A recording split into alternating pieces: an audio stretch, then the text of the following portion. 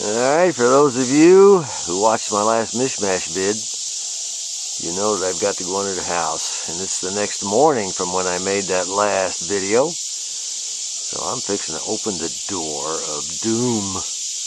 The entrance to our crawl space. Let's see what's under there. I got a flashlight. I will have to shine it around in there. Let me get this over here. I'll have to shine it around in there and see if I see any snakes. Ooh, look at all the spider egg sacs and everything. That's cool. Let's see if we can get that right out of there. I am not afraid of spiders and snakes. Alright. Not long ago I had to replumb the entire house. That was a lot of fun. This is some of it right here. Now to drag these cinder blocks and all that crap in there after I eyeball it with the flashlight. Well, things look okay, so let's get the first cinder block in there and then put all the rest. Then I got to drag them that way, in that direction, about 30 feet. You know, lots of fun. We're back to the antenna. I still haven't got it done, and I've been waiting for a few parts to come in, things like that. Anyway, this is a 5-foot piece of 3/4 inch PVC, and the wooden dowel.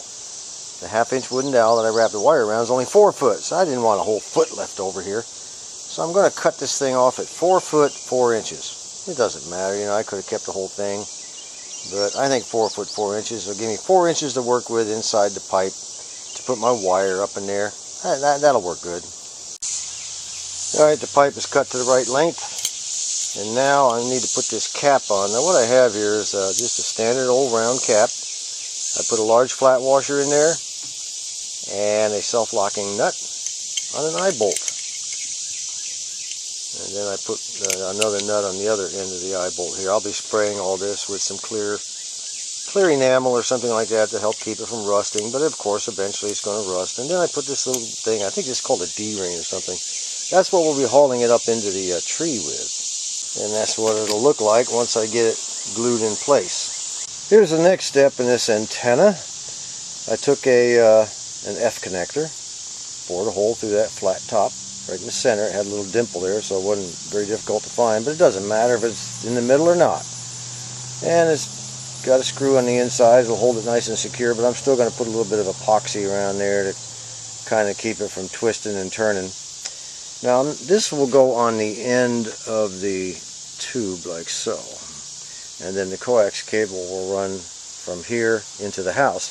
Now I was able to pick up on eBay a 100-foot roll of RG6 for $10.99, which was a great price. And these connectors come 2 in a pack, but I have a couple of other kinds also that I could choose from. What I want to do is I drew a pencil line around here. You can see where the pencil line is. I'm going to put I ran the cap on as far as I could go, and then ran a pencil line. Now I'm going to run it back on there. I'm going to drill holes in it on each side. I'm going to drill a hole in this side. I'm going to drill a hole in this side.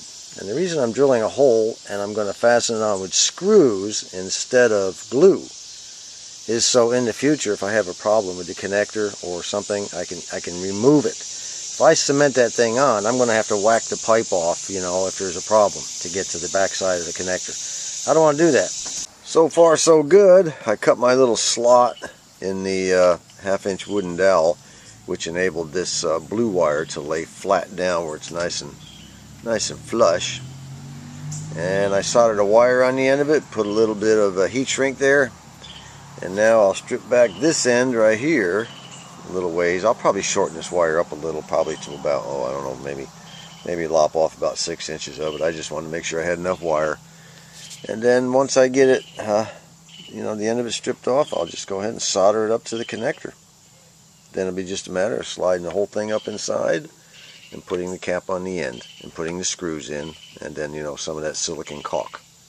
And that's what she'll look like right there. I went ahead and put one in just to show you what it'll look like. These are self-tapping screws, by the way, and I guess they're about a 1/2 inch long.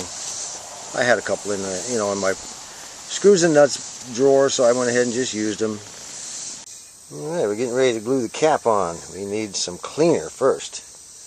to put around the end of the pipe. We got to clean all that crap off. It really does a good job. This is clear cleaner. Sometimes you'll get the purple kind. Alright. Now we got to open up the cement. I have my able-bodied assistant here to assist me. Isn't this fun, honey? Isn't it fun? Sure is. Yes, it is. Alright, now that we've got our glue, we'll go ahead and just put our glue around there. We don't need it all the way down. It's all we need. Now we take our little cap and do the same thing to it. Do it real quick like. Inside the cap, a little bit of cleaner, a little bit of glue. And we are good to go now. We just stick it right on there and we're done. That will cement that on like a rock. You did good, honey. You did really good. Thank You're you. going to make a radio lady sooner or later. No, I don't think so. That's the ceramic insulator I want to use with the coax cable. I just use it for a hanger. It no longer is needed to insulate like it did with the wire, because you know, the shield on the coax cable is going to be connected to ground. Well, actually, I've already connected it to ground. I've already got the thing connected to my workbench. I'm outside getting ready to set everything up in order to connect the antenna. Now let's see if the coax RG6 connector will fit through that hole right there. If it's big enough to fit through the hole, we're good to go. I've got another one on the ground here. Well, as you can see, it won't fit. Just my luck, you know. This has been a really terrible week for me. Everything I try or do seems to be messed up. Maybe I didn't donate enough money to a charity or something. I don't know. There's a website out there that has Atwater Kent info. And part of the Atwater Kent info, you know, are antenna recommendations, how to put antennas up in your house. And this is up in the ceiling, up in the attic. And here's one way you could put your antenna up there, like so. And here's another way they show you. You can put it in up in the attic or up in the roof. And you can even put it on the floor underneath the rug. That's kind of interesting, huh? And let me see what else they got here. Oh yeah, around the ceiling. You can put it all the way around the ceiling if you don't have an attic or if you live in an apartment. Those are some of the recommendations Atwater Kent had. Well, that's the way it was back in the 1930s. Now today, we take our house and we have in our little house, we have dishwashers, we have washing machines, dryers, toasters, we have refrigerators, we have computers, we have air conditioners, we have electric heaters, we have electric water heaters, we have televisions, we have other radios, we have hair dryers, we have every kind of electrical thing you can think of, video game consoles, all kinds of stuff. And what that does, now all that stuff is located in our house, everywhere you can think of, and it's all putting out RF. Every one of those things is putting out RF. It's constantly putting out RF. And what that does is it creates a bubble, believe it or not, of RF around your house, just like that. It really does. Now, putting an antenna up here in the attic, what good would that do? It's in the bubble. You need to get out of the bubble with your antenna if you're going to, put one in your house, a wire antenna of some kind. Putting an antenna, making a homemade antenna, just hanging it up over the doorway or running it around the room may be fine. It may sound good and everything, but I'll tell you what, it's every time the electric stove goes on and off, you're going to catch it.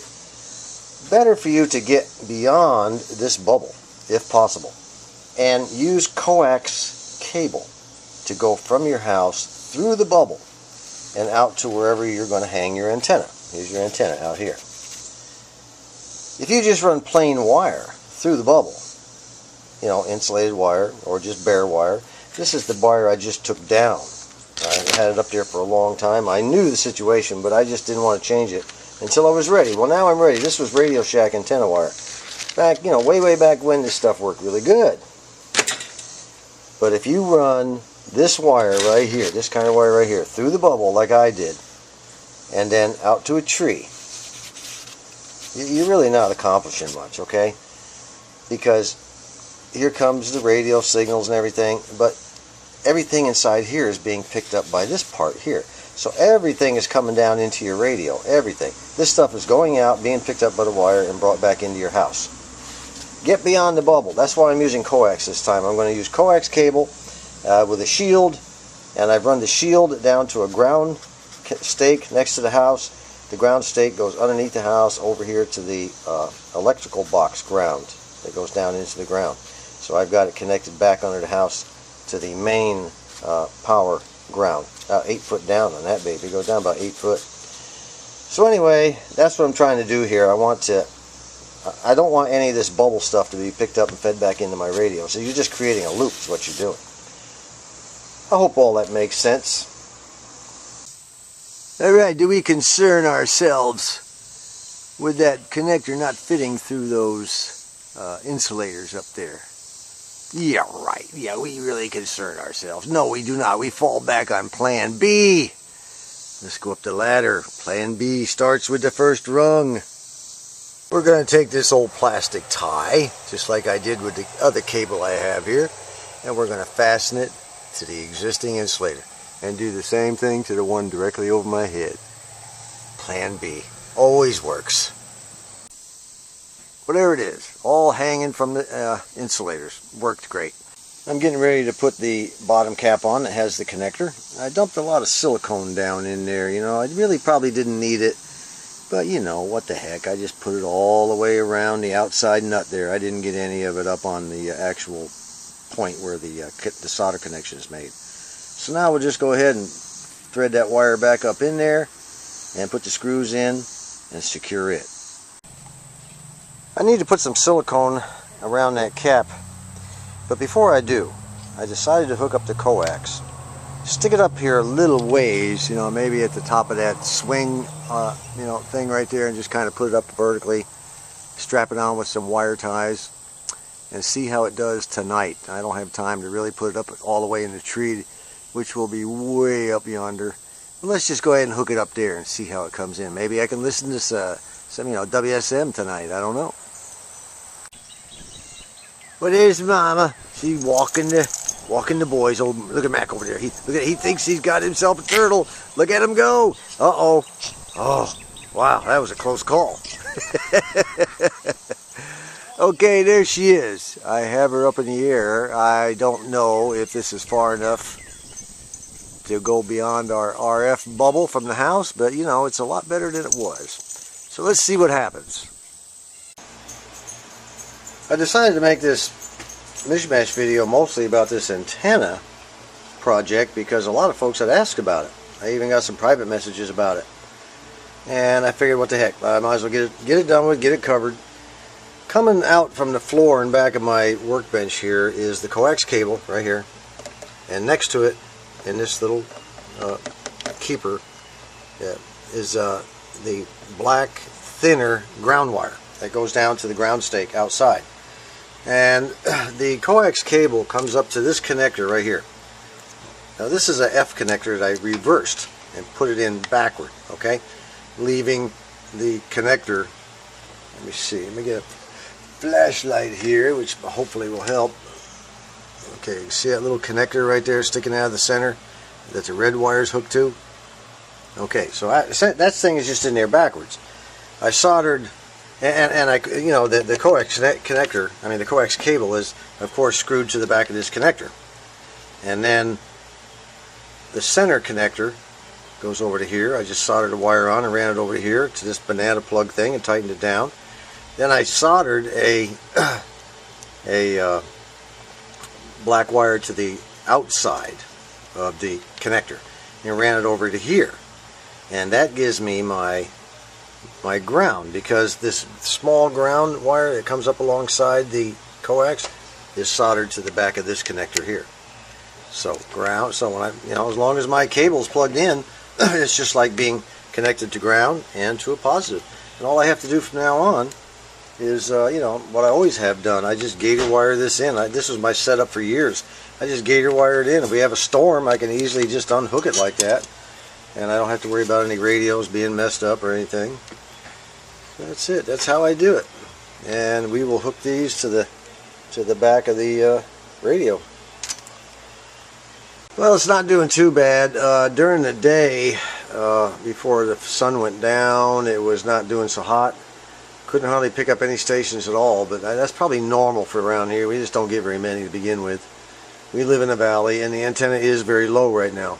But it's after dark, and we're picking up a little more, of course. 80% of the people saw their joint comfort improved, 80% were satisfied, and at the end of the study... So I thought I would do a test. 88% of the people... Do a test between my 630B, my Philco 630B, and my Helicrafters SX99.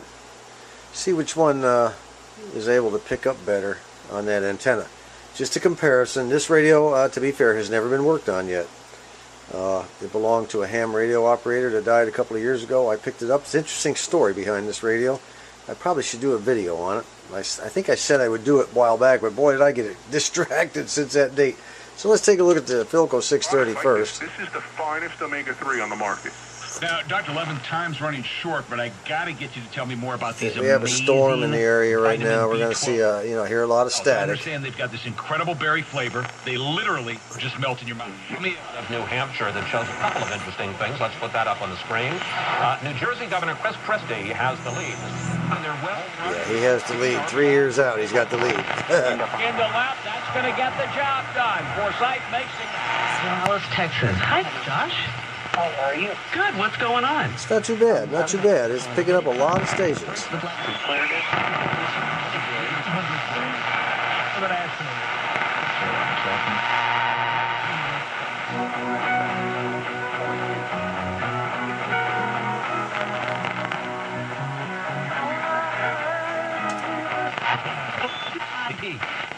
For you to find out about the Frisco Gun Club. All right, let's call that one quits for now. Let's go to the Helicrafters.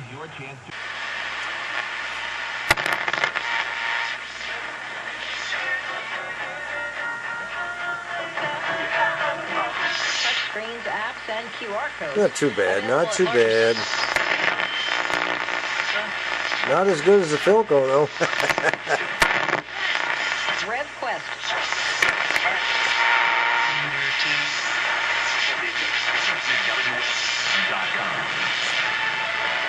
And found unharmed. Chicago Speed Does have personal background. In 2011, Duffner wins the PGA Championship. Yeah, not too bad, I guess.